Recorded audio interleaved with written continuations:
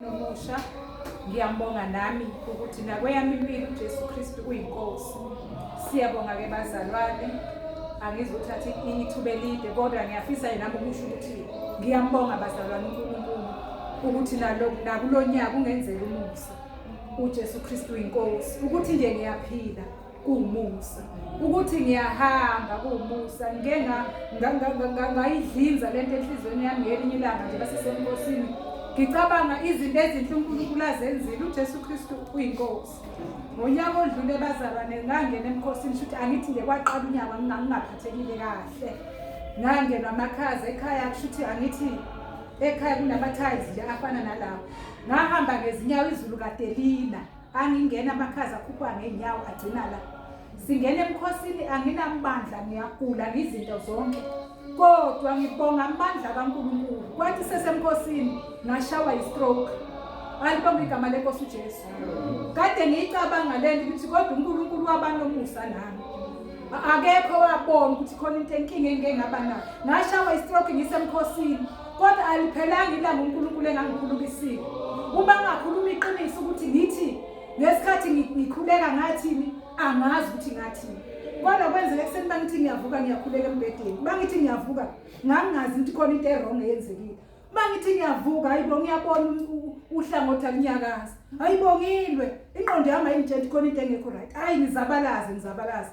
Kugcine kuguqeka ngikhuleke bese ngiyabuyela futhi embedeni. Kodwa ngaleso sikhathi ngase ngiyabona khona into engahambi kahle.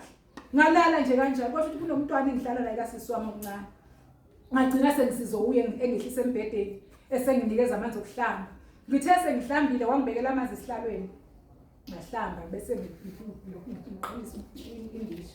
Bese ithi inhliziyo yami ake ngibone ukuthi yena ngeke nikusukumeke. Futhi indle engihleli kuyo umbhedi useduzana la engangihlambela khona. Ngilwe. Ngifuna ukubona ukuthi kayibo ngeke nikubhalanseke ngivuke ngombhedi kwanqaba ngagcina ngithi hayi ngisengisenkingeni.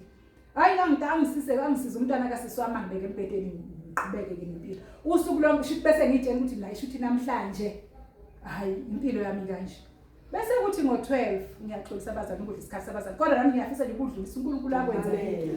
Bese kuthi nje ngithi kwakusemini angicanga kungabo12. Bese ngisengikhuleka nje ngale ndlela yokuthi vela kusavukeki. Bese ngithi athi ebuye bese thi yena kimi hawu mama ukuthi uzongithuma esitolo. Bese ngithi mina bathatha isikhwama semali. Ngesikhathi enginika angazi ukuthi kwakwenzakalani kimi ngoba ngesikhathi angithi ngase ngiyele nje. Bese ngisemukela ngezandla zombili. Ngisibone nalesi sandla sikhuphuka.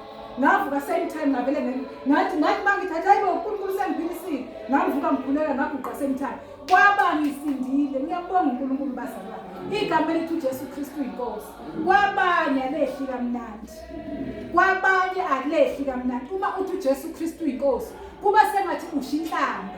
Alibonga igama lenkosi uJesu. Ike uNkulunkulu angithi uke wayivusa umoya kaNkulunkulu enhlizweni yami ukuthi kukhona izinto esingenamandla okuzenza. Kodwa uNkulunkulu uyazenza. Ngiyambonga bazalwane uNkulunkulu. Ngiyambonga kakhulu. Kuyilokho nje bazalwane ngiyafisa ukudlulisa leli thuba kwabantwana bakaNkulunkulu.